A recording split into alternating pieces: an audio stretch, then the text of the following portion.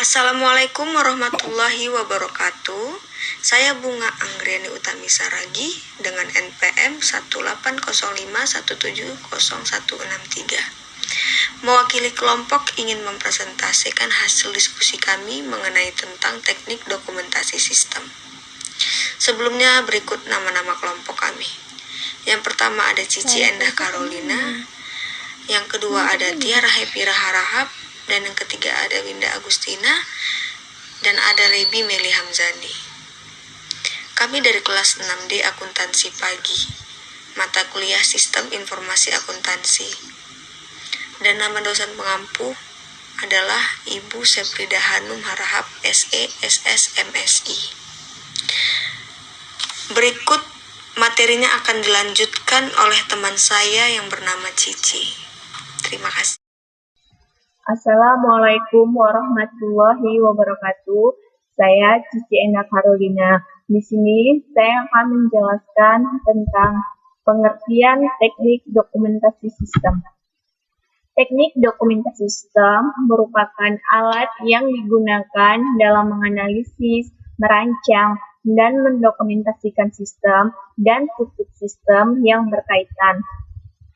Teknik-teknik ini umumnya bersifat grafikal. Suatu kegiatan pengujian yang dilakukan untuk meyakinkan bahwa mekanisme kontrol organisasi itu bersifat dengan baik dan memastikan bahwa tidak diperlukannya lagi pengawasan kontrol tambahan. Kegiatan ini pada umumnya dilakukan oleh seorang auditor. Teknik sistem penting bagi seorang auditor intern dan ekstern, serta para personil sistem dalam mengembangkan sistem informasi. Untuk menganalisis sebuah sistem, maka diperlukan desain dan teknik dokumentasi yang digunakan secara rutin oleh auditor tenaga akuntansi. Sedangkan dokumen itu sendiri meliputi bentuk naratif, flowchart, diagram, dan materi lainnya yang menjelaskan bagaimana sebuah sistem itu bekerja. Alat ini dilengkapi dengan deskripsi naratif, yaitu penjelasan terhadap mengenai komponen dan interaksi sistem. Sekian pengertian tentang teknik dokumentasi sistem. Selanjutnya akan dijelaskan oleh Assalamualaikum warahmatullahi wabarakatuh. Saya Tiara Happy Raharahap. Di sini saya akan melanjutkan menjelaskan materi bagian peran teknik dokumentasi sistem. Nah, peranan teknik dokumentasi meliputi yang pertama, sebuah sistem beroperasi dapat terbaca dari dokumentasi yang tersedia. Itu artinya, sebuah sistem di perusahaan dapat terbaca dari dokumentasi atau data yang tersedia dari perusahaan tersebut. Kemudian yang kedua, dapat mengidentifikasi kekuatan dan kelemahan dokumentasi sistem pengendalian intern dan dapat menetapkan apakah sistem tersebut memenuhi kebutuhan perusahaan. Itu artinya, dokumentasi sistem pengendalian intern itu dapat diidentifikasi kekuatan atau kelemahannya. Kemudian dapat ditetapkan apakah sistem tersebut memenuhi kebutuhan perusahaan atau tidak. Kemudian yang terakhir, sebuah sistem berfungsi secara optimal. Itu artinya sebuah sistem berfungsi untuk menghasilkan dokumentasi yang terbaik. Baiklah, selanjutnya akan dilanjutkan oleh teman saya. Assalamualaikum warahmatullahi wabarakatuh. Yang ketiga, penggunaan teknik sistem informasi. Yang pertama, evaluasi struktur pengendalian intern, yaitu berupa kebijakan dan prosedur yang dibuat sebagai jaminan bahwa tujuan perusahaan akan tercapai. Dalam mengevaluasi pengendalian intern, auditor umumnya memperhatikan arus pemrosesan dan distribusi dokumen-dokumen dalam pelaksanaan sistem. Struktur pengendalian intern terdiri dari 3 elemen, yaitu yang pertama, pengawasan lingkungan. Yang kedua, sistem akuntansi. Yang ketiga, pengawasan prosedur. Teknik ini menggunakan teknik flowchart analisis, flowchart dokumen, bagan distribusi formulir, kuesioner, dan metode matrik. Yang kedua, pengujian ketaatan atau kepatuhan. Untuk dapat melakukan uji ketaatan, maka auditor harus memahami teknologi yang digunakan oleh suatu sistem informasi. Pengujian ketaatan dilakukan untuk memastikan eksistensi, menilai efektivitas, dan menguji kesinambungan. Operasi pengendalian intern yang diandalkan oleh organ dan teknik ini menggunakan teknik IPO-HIPO, flowchart program, DFD, pencabangan, dan tabel keputusan. Yang ketiga adalah kertas kerja. Kertas kerja adalah catatan yang dipegang auditor mengenai prosedur dan pengujian yang diterapkan, informasi yang didapatkan, dan kesimpulan yang ditarik selama penugasan audit. Teknik sistem digunakan untuk mendokumentasikan dan menganalisis isi kertas kerja. Diagram aliran data, bagan HIPO, bagan arus, program tabel pencabangan dan keputusan, dan metode matrik dapat muncul dalam kertas kerja. Dan yang kedua itu adalah penggunaan sistem informasi dalam pengembangan sistem. Nah, yang pertama itu adalah analisis sistem, meliputi perumusan dan pengevaluasian pemecahan masalah. Sebelum merumuskan masalah, analisis harus mengumpulkan dan mengorganisasi fakta-fakta. Teknik yang digunakan dalam sistem ini adalah wawancara, kuesioner, telaah dokumen, dan observasi. Diagram arus data, logis, dan bagian harus analitis. Yang kedua, perencanaan sistem.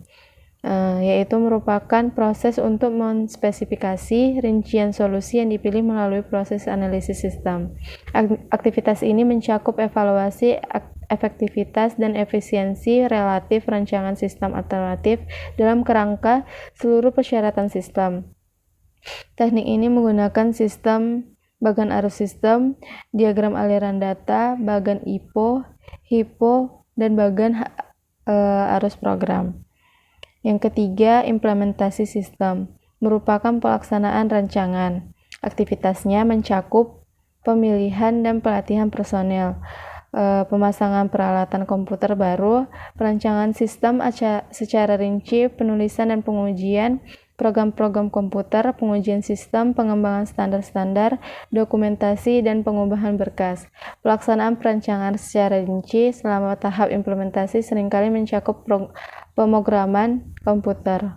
Dokumentasi adalah salah satu bagian paling penting dalam implementasi sistem.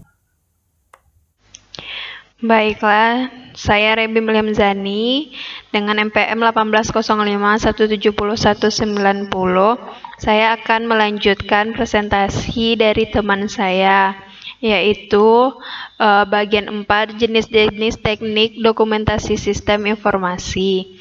Yang diantaranya yang pertama yaitu diagram arus data, yang kedua bagan alir atau flowchart. Yaitu yang pertama diagram arus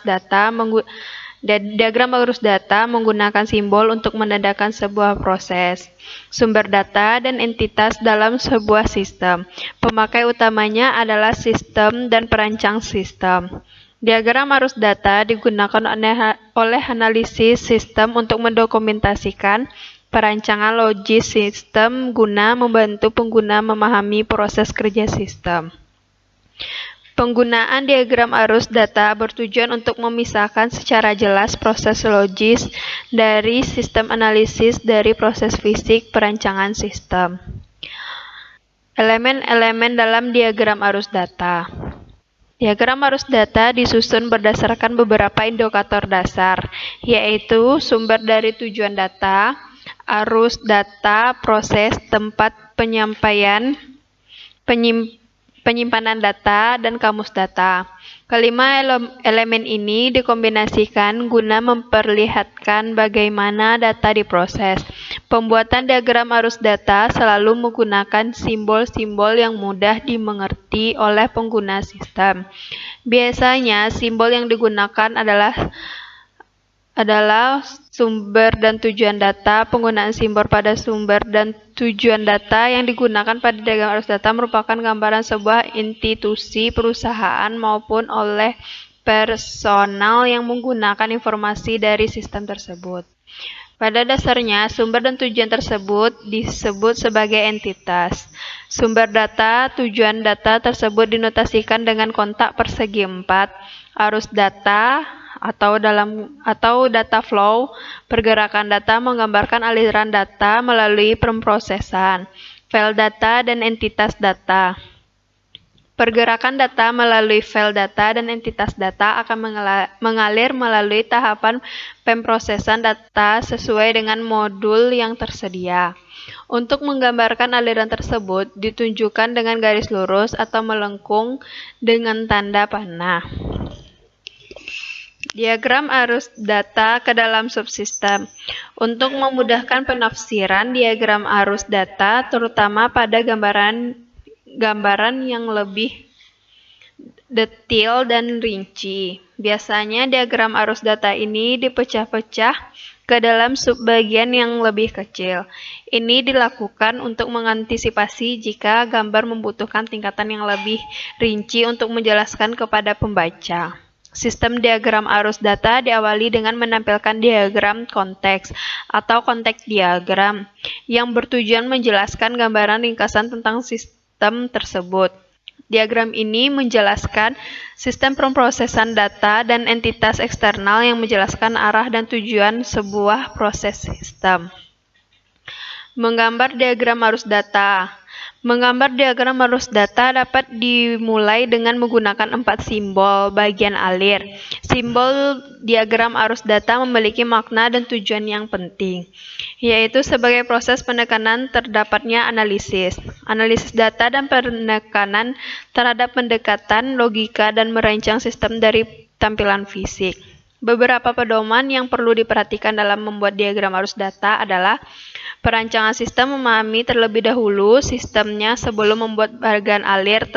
Tentukan sub-sub yang akan menjadi entitas. Awali dengan membuat diagram konteks. Lakukan pengidentifikasian arus data. Apa saja yang menjadi kelompok arus data. Identifikasi kegiatan transformasinya. Pelajari seluruh dokumen atau tempat penyimpanan data dan pelajari sumber dan tujuan data. Tandai setiap langkah proses kerja dan lengkapi dengan notasi yang jelas, terutama pada sub-sub bagian, guna memudahkan penelusuran kejadian. Bagian 2 yaitu bagan alir atau flowchart. Bagan alir atau flowchart merupakan kumpulan dari notasi diagram simbolik yang menunjukkan aliran data dan urutan operasi dalam sistem. Bagan alir atau flowchart merupakan metode teknik analisis yang dipergunakan untuk mendeskripsikan sejumlah aspek dari sistem informasi secara jelas, ringkas, dan logis. Sebuah bagan alir akan representasikan grafikal pada suatu sistem yang menggambarkan terjadinya relasi fisik antara entitas kuncinya. Auditor, analisis sistem, perancangan sistem, dan pemrograman merupakan orang-orang yang paling mengenal notasi ini. Baiklah, sekian dari saya. Dilanjutkan oleh teman saya. Terima kasih.